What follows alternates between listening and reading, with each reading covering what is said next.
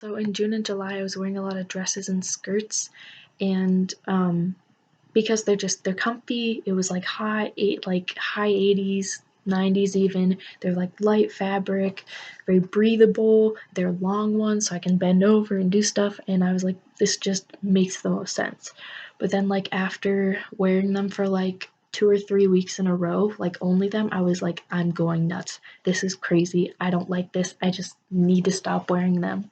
And it was just like, I don't think I've ever felt that way before. Like, I mean, maybe in the past I've switched between that and shorts more, though I kind of hate the jean shorts I have because they're too tight and everything, and they're a little shorter than I want. So I don't know. I just felt like, ugh, get this off me. I need to wear something else. It just like didn't feel like me. Like I was wearing it for utilitarian reasons, but I think I felt like it wasn't presenting me in the way I wanted to be presented. And this ties to an experience I had in June where I was meeting with 3 men to like plan this campaign on my campus, and I was wearing a skirt, and I just felt like they're not seeing me for who I am. Like I feel like I stick out because I'm wearing this skirt.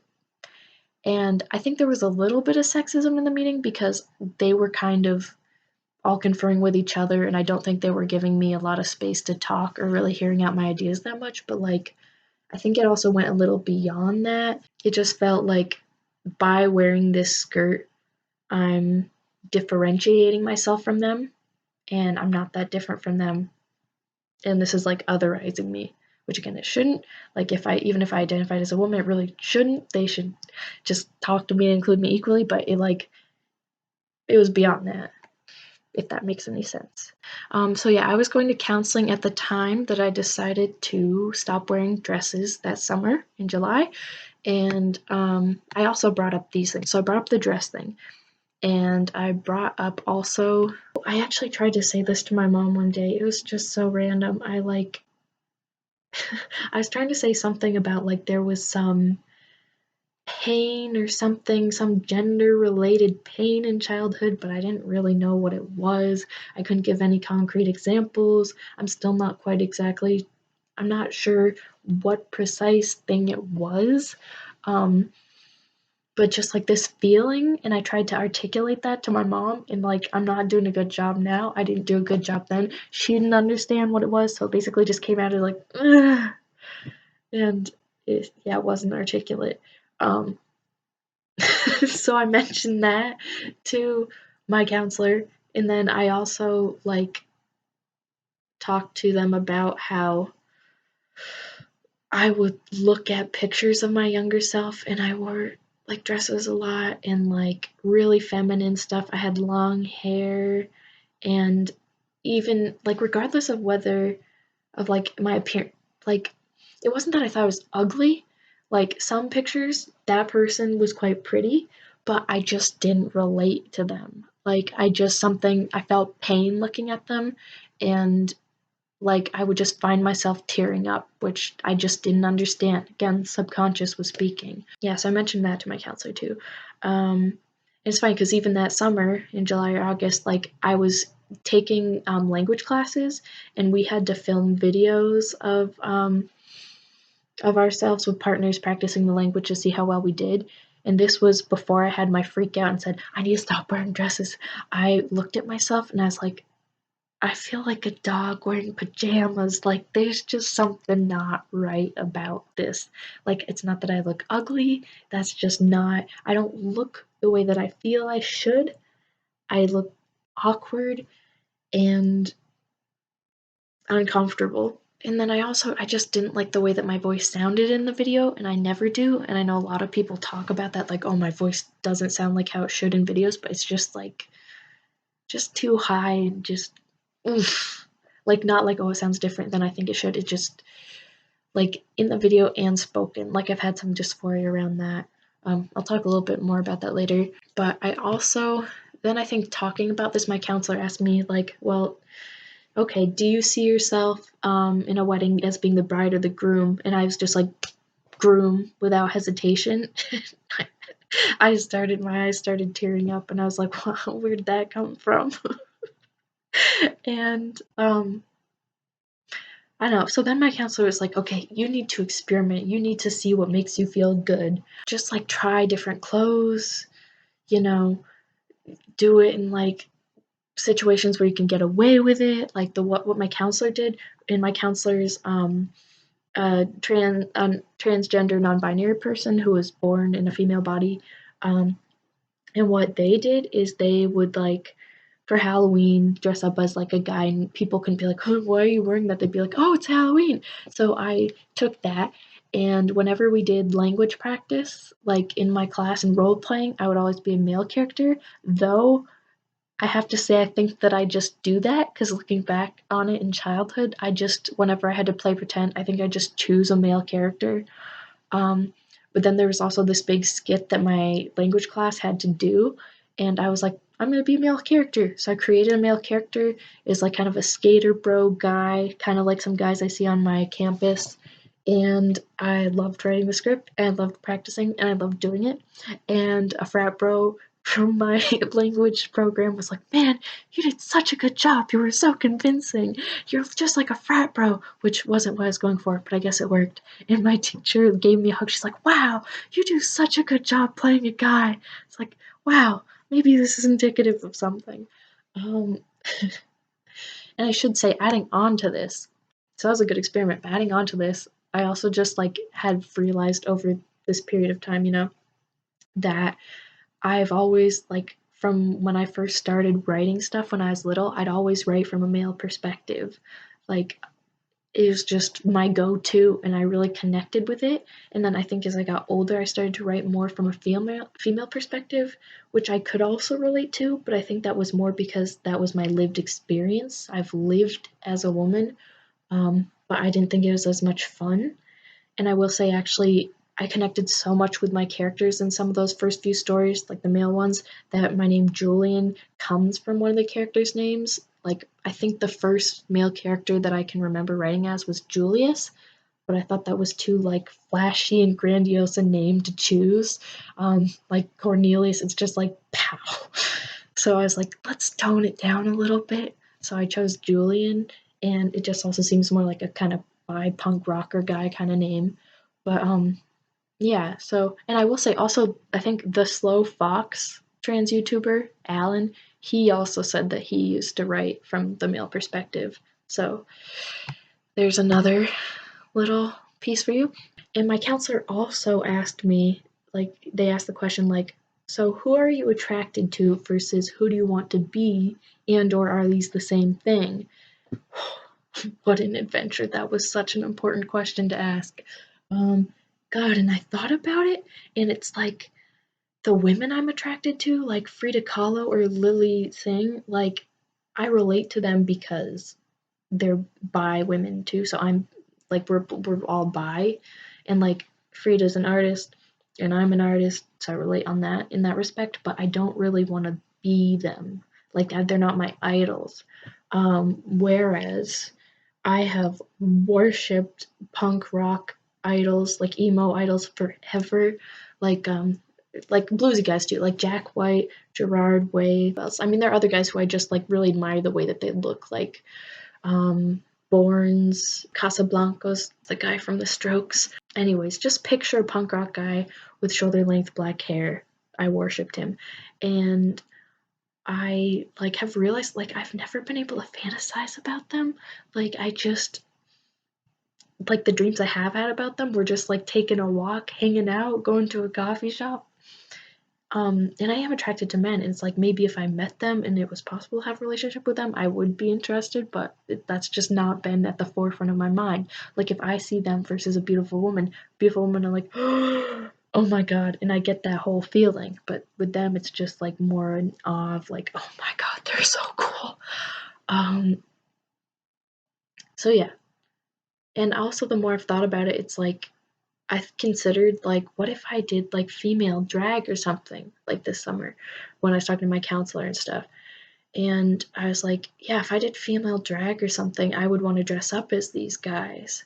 And then soon I've come to realize, yeah, I think I just want to be them. But I guess a good way to put it is like the way that I obsess about them, and this is going to be super stereotypical, and I'm probably going to get a lot of hate for this, but it's like the way that like some gay guys obsess about Barbra Streisand or like Liza Spinelli or Lady Gaga, and like maybe dress up as them in drag.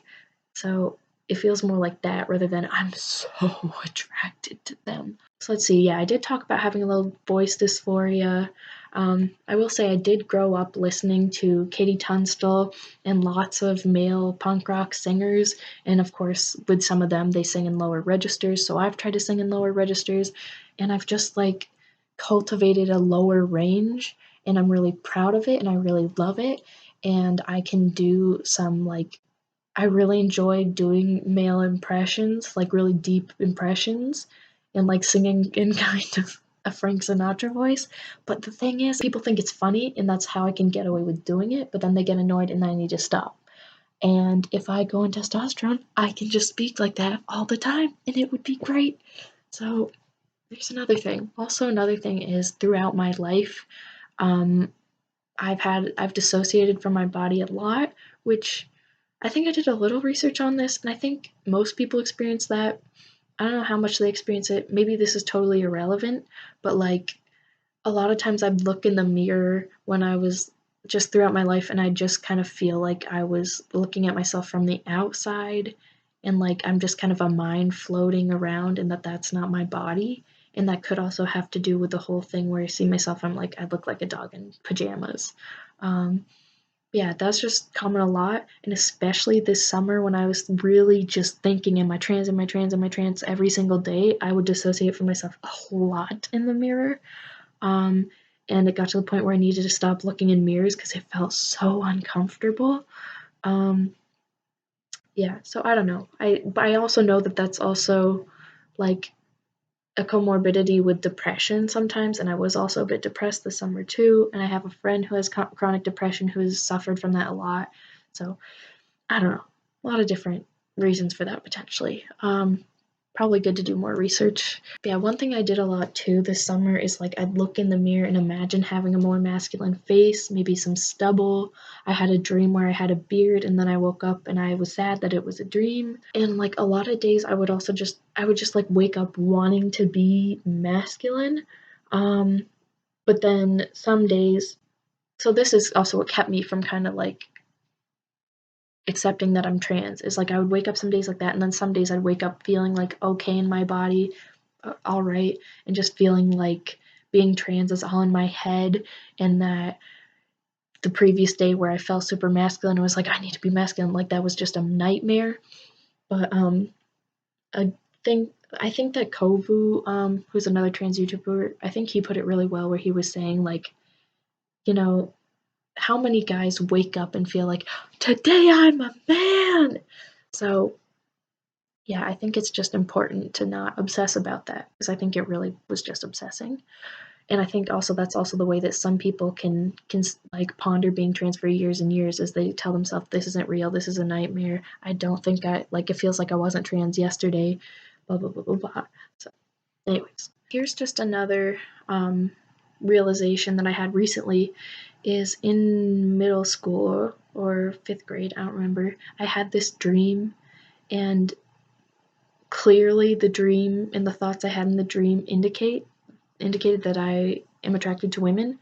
And this was before I realized I was bi, and I had a lot of internalized homophobia.